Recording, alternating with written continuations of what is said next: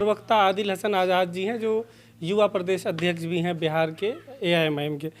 कल ही हमने जो आरजेडी के एमएलए हैं शाहनवाज साहब, जो पहले एआईएमआईएम के विधायक थे और जो अभी महागठबंधन की सरकार बिहार में गिरी उसमें आपदा प्रबंधन मंत्री भी थे, उनका इंटरव्यू किया तो उन्होंने ये कहा कि अख्तरुल इमान साहब राजद में जाने में इंटरेस्टेड हैं, वो अर्जियाँ दे रहे हैं टेबल के नीचे से, अभी बात चल रही है और 24 या 25 चुनाव तक उन्होंने ऐसा कहा कि हो सकता है कि वो ज्वाइन कर लें। तो हमारे साथ एआईएमआईएम के प्रवक्ता हैं, इनसे ये चीज़ कंफर्म करेंगे कि क्या चल रहा है पार्टी के अंदर। आदिल साहब, क्या अख्तरुल इमान साहब 2024 लोकसभा चुनाव या 25 के लिए राजद जाने की संभावना है उनकी? जिसमें ईमान है उसका नाम अख्तरुल ईमान है और क़यामत के सुबह तक अख्तरुल ईमान साहब कहीं नहीं जाएंगे इंशाअल्लाह ताला। और बैरिस्टर असदुद्दीन ओवैसी साहब ने भी ऐलान कर दिया कि अख्तरुल ईमान साहब किशनगंज से लड़ेंगे और इंशाअल्लाह अल्लाह ने चाहा, अवाम ने साथ दिया तो कामयाबी होगी। और शहनवाज भाई जो बोला मैंने भी वो देखा, तो शहनवाज भाई से ज़रा पूछ लिए तेजस्वी यादव यही बात बोल दें तो काहे तेजस्वी यादव 50 बार फ़ोन किए थे अभी 7 दिन पहले। अख्तर साहब ने उनको कहा कि मेरा 122वां नंबर रहेगा ना तेजस्वी जी, 122वां रहेगा। तो तेजस्वी यादव ने अपने मुंह से कहा, वहाँ पे मनोज झा भी बैठे हुए थे, कि आप फर्स्ट रहिएगा। तेजस्वी यादव क्यों नहीं किशनगंज में प्रोग्राम कर रहे हैं? और तेजस्वी यादव से पूछिए शहनवाज भाई, एएमयू किशनगंज पे कुछ नहीं बोले। 18 साल मलाई सब लोग खाया, हजारों करोड़ की संपत्ति सबकी बढ़ गई, जितने लालू यादव परिवार है, लेकिन क्यों नीतीश जी छोड़ दिए? बैरिस्टर असदुद्दीन ओवैसी साहब ने 18 अप्रैल 2023 को पेशन गोई कर दिया था कि नीतीश जी फिर से भाजपा में जाएंगे। आप चेक कर सकते हैं, आपके चैनल ने भी चलाया था। अख्तरुल इमान साहब ने नीतीश कुमार के बारे में 2014 के 16 अप्रैल को पेशन गोई कर दिया था कि नीतीश कुमार के पैजामा के अंदर आरएसएस का खाकी है। 16 अप्रैल 10 साल पहले पेशन गोई कर दिया था। मैं अख्तर साहब के बारे में बता दूं, 2009 में तस्लीमुद्दीन साहब के खिलाफ अख्तर साहब को जदयू टिकट दे रही थी। अख्तरुल इमान साहब ने बोला मेरे सियासी उस्ताद हैं, मैं कभी नहीं जा सकता है। 2014 में नीतीश जी की टिकट लिया, उस वक्त भाजपा के साथ नहीं थे नीतीश जी, तब अख्तरुल इमान साहब ने, क्योंकि 2099 में हुआ था कि तस्लीमुद्दीन साहब मरहूम और मौलाना असरुल कासमी साहब मरहूम दोनों चुनाव लड़े थे और शहनवाज हुसैन जीत गए थे बीजेपी से, इसलिए अख्तरुल इमान साहब 14 में नहीं लड़े। 2015 में लालू जी फोन किए थे कि अख्तर तुमसे कोई मामला नहीं, आ जाओ मेरे प्यारे, तब भी नहीं गए अख्तर साहब। 14 में नीतीश कुमार जी ने ऑफर दिया था कि लोकसभा हार भी जाइएगा, क्योंकि अख्तरुल इमान साहब ने रिजाइन किया था। आप भी अगर रिजाइन कर दे तो आप पर हम कुछ नहीं बोलते, रिजाइन कर दीजिए, तेजस्वी यादव के कंधे पे चढ़ के विधानसभा चले जाइए, कोई दिक्कत नहीं है, जोकी के अवाम फैसला ले लेगी, हमें उस पर कोई नहीं होगा। लेकिन अख्तरुल इमान साहब ने रिजाइन किया था, सभी लोग को हम बताना चाहते हैं। तो रिजाइन करना तो उनकी मजबूरी थी। यहाँ पर आपके 5 में से 4 एमएलए चले गए, तो एक तरीके से हम इन चारों को भी बोलना, पार्टी ही उधर चला गया। मेरी नहीं, पार्टी नहीं गई है, 4 विधायक चले गए, तो मेजर पार्टी जो है नहीं, पार्टी नहीं जाती है, वो विधायक गए, पार्टी कभी नहीं गई।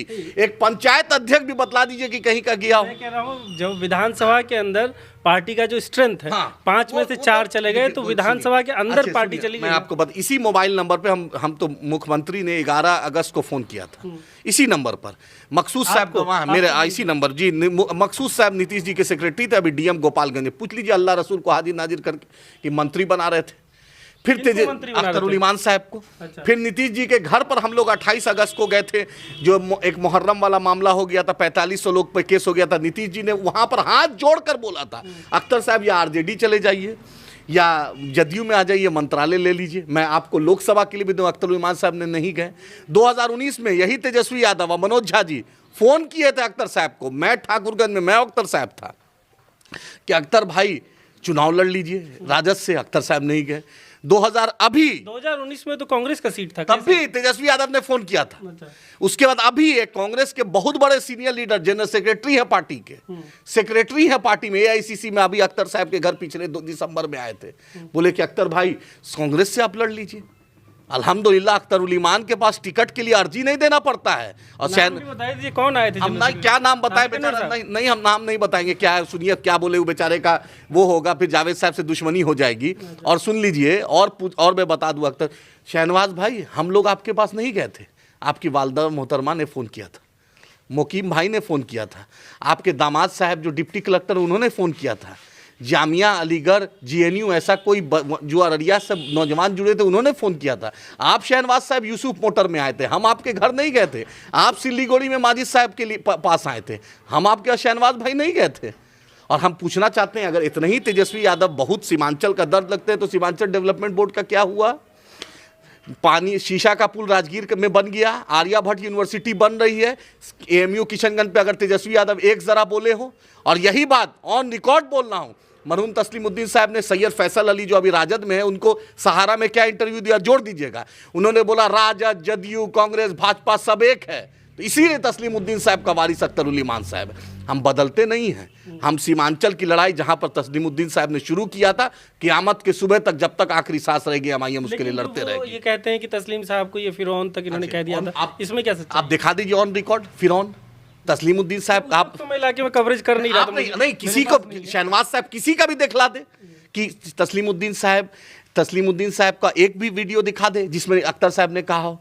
और तस्लीमुद्दीन साहब की यह संस्कार नहीं था कि लालू जी का पैर छुओ, ना इस्लामिक संस्कार था, ना तस्लीमुद्दीन साहब का संस्कार था। हम तो पैर छूने नहीं बोले थे, हम तो ये नहीं बोले थे कि चारों एमएलए बिना चप्पल उतार के जाए। वहां पर लालू जी चप्पल पहने रहे, तेजस्वी तेज प्रताप चप्पल पहने रहे, जगदा बाबू चप्पल पहने रहे। बेचारा मेरा चारों एमएलए को क्यों चप्पल उतार दिया गया? कोई तानाशाही है लालू जी का घर? और लालू जी की पार्टी तस्लीम साहब छोड़े थे। चलिए थोड़ा उतना आगे नहीं जाके, अभी रिसेंट एक्टिविटी जो चीजें हुई हैं, गतिविधि, तो आप लोगों से अप्रोच किया गया कि आप समर्थन कीजिए अगर सरकार बन जाती है। और एकदम तेजस्वी यादव ने अप्रोच किया। क्या शर्तें रखी गई थी? हम लोग कोई शर्त नहीं, हम लोग 2020 में शहनवाज साहब के मोबाइल पे 100 बार बिना किसी शर्त के समर्थन देने। हमारा एक ही शर्त है, सीमांचल डेवलपमेंट बोर्ड, सीमांचल को special status, AMU Kishanganj, Mahananda basin का जो अभी प्रेजेंट जो तस्लीम साहब ने शुरू किया था उसमें तरमीम होना चाहिए। ये उर्दू टीटी का मामला, उर्दू अनुवादक का मामला, उर्दू शमजुल हुदा मदरसा की बहाली, उर्दू एकेडमी, उर्दू काउंसिल का मामला, जो मुसलमानों के मुद्दे हैं, जो सीमांचल के मुद्दे हैं, वही है। 231 एकड़ जमीन है कोचा दामन में, मेडिकल कॉलेज शहनवाज भाई करा देते। सरकार के कद्दावर मंत्री आप थे। काउंसिल्स को जो आपने गिनाया है, या जैसे मदरसा बोर्ड है, तो क्या इसमें अध्यक्ष की कुर्सी वगैरह की भी मांग हुई? कुछ नहीं यार, हम लोग जूते के नोक पे रखते हैं मंत्रालय और अध्यक्ष की कुर्सी। पूर्णिया एयरपोर्ट करा दो तेजस्वी यादव। किशनगंज लोकसभा में डमी कैंडिडेट देने की इतनी तेजस्वी यादव की भी हिम्मत नहीं है कांग्रेस को डिक्टेट कर सके कि जावेद साहब का टिकट कटवा दे। तेजस्वी यादव की भी उस पोजीशन नहीं है। हम तो जानते हैं हम लड़ाई लड़ेंगे, डंके की चोट पर लड़ेंगे। अब शहनवाज साहब अपनी बात से पलट रहे हैं। अभी आप बोले कि 19 में राजद ये सीट देने को तैयार थी, अभी कह रहे तेजस्वी की हिम्मत नहीं है कांग्रेस से सीट इसलिए कि मौलाना सारूर कासमी साहब का इंतकाल हो गया था, एक नया कैंडिडेट की बात थी। अभी वो जीता हुआ कैंडिडेट है और जावेद साहब सीईसी का मेंबर बन गए हैं, यानी इलेक्शन बॉडी का जो सबसे टॉप इलेक्शन बॉडी होता है किसी भी पॉलिटिकल पार्टी का, उसका वो मेंबर बन गए। जावेद साहब दूसरे का टिकट का फैसला करेंगे, अब जावेद साहब का कोई टिकट का फैसला नहीं करेगा, ये आप समझिए। उस वक्त जावेद साहब was just MLA, now he is a present sitting MLA, the only Muslim MP of Bihar, Jharkhand, only Muslim MP and UP. तो एक बड़ा खित्ता को जावेद साहब रिप्रेजेंट किए हैं, आप समझ रहे हैं ना। तो कांग्रेस की इतनी भी साथ नहीं है, क्योंकि all India Congress committee bracket में माइनॉरिटी, राहुल गांधी का पूरा यात्रा मुसलमान के इलाके में जाता है। तेजस्वी यादव का सीए एनआरसी, कभी रोगोपुर में हिम्मत नहीं, कभी भागलपुर में हिम्मत नहीं, कभी बेगूसराय में हिम्मत नहीं। तेजस्वी यादव कहां करेंगे सीए एनआरसी का धरना? किशनगंज में करेंगे, अररिया में करेंगे, कटिहार में करेंगे, बलरामपुर में करेंगे। है हिम्मत तो करवा दीजिए रोगोपुर में। रिसेंट चीजें हुई ओवैसी साहब की सभा के दौरान, जिन लोगों ने आपके खिलाफ आरजेडी से चुनाव लड़ा था, जैसे कोचा दामन से शाहिद साहब, अब उनको आप ला रहे हैं, जाहिर सी बात है शायद कोचा दामन से टिकट की बात हो रही होगी, वो फ्यूचर में तय होगा। तो आप क्या फिर वही गलती नहीं कर रहे हैं कि राजद के लोगों को ही फिर अपनी तरफ ला रहे हैं, उन्हीं को टिकट देंगे, उन्हीं को जिताएंगे, फिर वो राजद में चले जाएंगे? ऐसे कोई शर्त नहीं हुई है। हमारा मिशन सीमांचल की तरक्की और हमारा मिशन 2024 साहब से कोचा धामन से कोई शर्त नहीं हुई कि आप उनको विधानसभा टिकट देंगे? शाहिद साहब से खुद पूछ लिए, शाहिद साहब तो अनकंडीशनल, क्योंकि वो हैदराबाद में बैरिस्टर साहब से मिले थे और इतनी मोहब्बत बैरिस्टर साहब दिए कि शाहिद साहब खुद जज्बाती होकर उन्होंने फैसला लिया। घर में बड़ा पोस्टर लगाया है बैरिस्टर साहब का। बाकी 4 लोग भी मोहब्बत में ही आए थे उस वक्त, लेकिन चले गए। शहनवाज साहब आए थे, उनकी वालदा ने फोन किया था, क्योंकि अख्तर साहब पर शहनवाज साहब के आगे और बात करें अगर, इजहार रस्फी साहब हो गए, अंजार नमी साहब हो गए, रुकनुद्दीन साहब हो गए, ये लोग भी तो जब आए थे तो यही मोहब्बत थी ना सदर साहब के लिए, आपके ओवैसी साहब के लिए। शहनवाज साहब की वालदा फोन किया था, अख्तर साहब पे कर्ज था नहीं उनको, क्योंकि अख्तर साहब पे कर्ज था, वो कर्ज हम उतारने हैं। बैरिस्टर साहब 2015 का चुनाव ऑन रिकॉर्ड बोल रहा हूं, मस्जिद के मेंबर पर चढ़ के बोल सकता हूं कि तस्लीमुद्दीन साहब ने, बहुत लोग यहां पर किशनगंज के हैं जो 2015 में एमआईएम लड़ रही थी, तस्लीम साहब ने तन मन धन से एमआईएम की जीतने की वकालत की थी। तन मन धन से ऑन रिकॉर्ड बोले, क्योंकि तस्लीमुद्दीन साहब को इस मिट्टी का दर्द था।